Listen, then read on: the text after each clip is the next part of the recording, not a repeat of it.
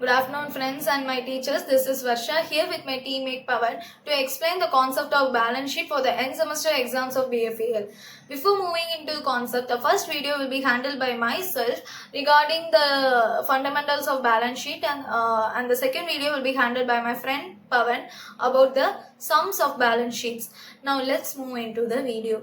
So what is balance sheet? So balance sheet is the financial analysis or the financial statement of the company which has been taken during the accounting period. So the financial report has been ascertained through the assets we own and the liabilities we own. And basically we need to know that the balance sheet is being measured through money, the monetary values, and certain accounting principles has been used in this used in this concept, such as the going concern concept. That means where the entity exists unless there is a contrary, and the duality concept where the assets will be tantamounted to the liability, and prudence concept and consistency concepts, etc. So basically we need to know that there are two views of the balance sheet. One is the resource and the client view. The resource view and the client view helps to understand the concept of balance sheet. Okay, so the resource view, like how can I say that the assets will be act as a economic resource of an entity, while the liability or the climbing against the resource, like climbing the resource out of the outsiders such as the bank, the owners, the employees, etc. So basically we need to know one more thing, that the liability, on the side of liability there will be there are two types. One is the shareholders liability and the other is the other liabilities.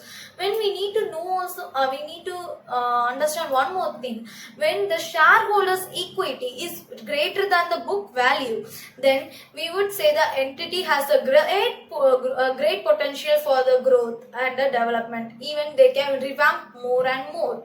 On the other side, if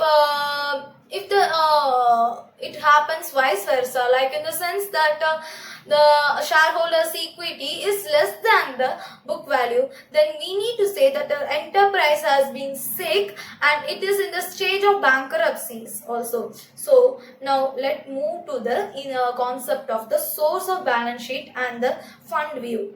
So basically we need to know that the balance sheet has the two areas, that are the assets and the liability.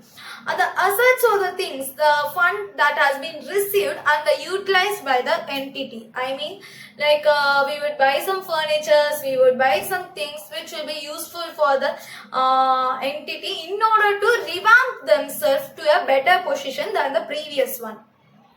Even liability also plays a major role in the balance sheet. They act as a source of the funds such as the bank, the stock market, the accounts payable, etc. So before moving, what are the things are under the assets and the liability, we need to know what are the things to be understand about the asset, basic understanding about the assets as well as the liability. Basically, assets are the economic resources that is controlled by the entity. So here we need to understand the three principles that are to be followed. The first principle is the economic resource. So the economic resource must be beneficial for the future of the entity. Okay, so it must be useful for the future as well as it must be helpful for entity to grow better, and they such as the utilizations of the equipments in the future, and that economic resources must either be converted into cash or they need to generate cash. This is the first thing. Second thing is that the entity, it should be directly controlled. The assets should be directly controlled by the entity. So it must controlling the assets should be for the longer duration also.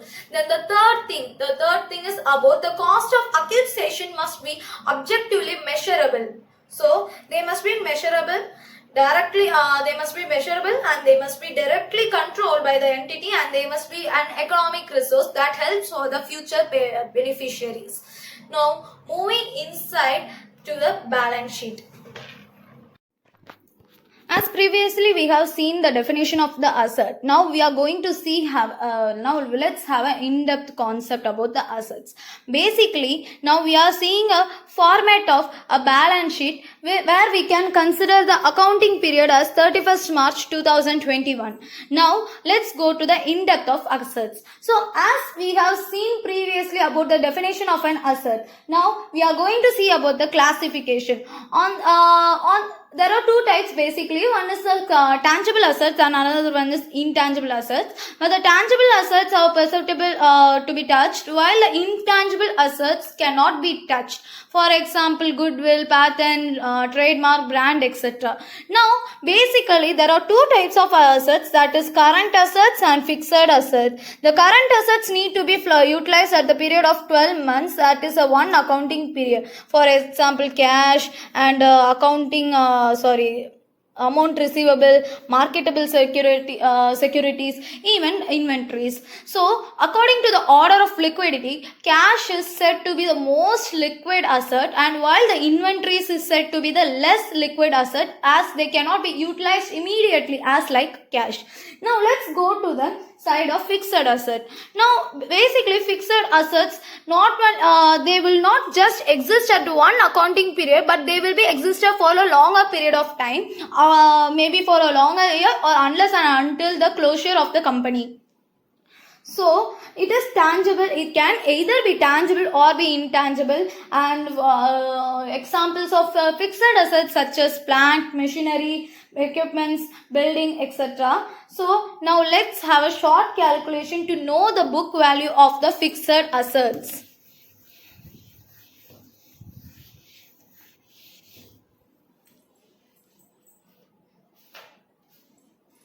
Now, for example, if we are having a machinery, we have bought it during 2020 4x rate. Now, after a shorter period of time, we have deducted the machinery with accumulated depreciation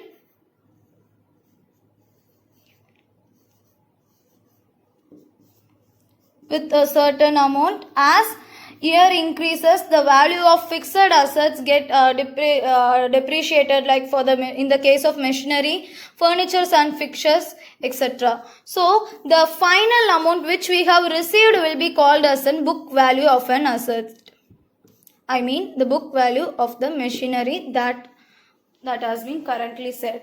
Now, we have seen about what does the asset means and what are the types of asset. Let's move to the side of liability. As we have said previously that it is the claim against the resources. That means it is also said to be that it is an obligation to the external party for the past event. For example, the outstanding rent, because we haven't paid rent for some 3 months, 4 months. So it is a past event which we hadn't paid yet. So it is an current liability basically. So as like assets, we are having two types of liability, that is long-term liability and it is a short-term liability, or it is called as a current liability. Now let's see about the current liability.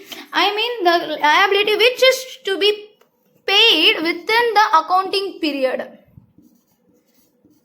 So, for example, the amount payables, bank overdraft, these sort of things should be paid within the accounting period.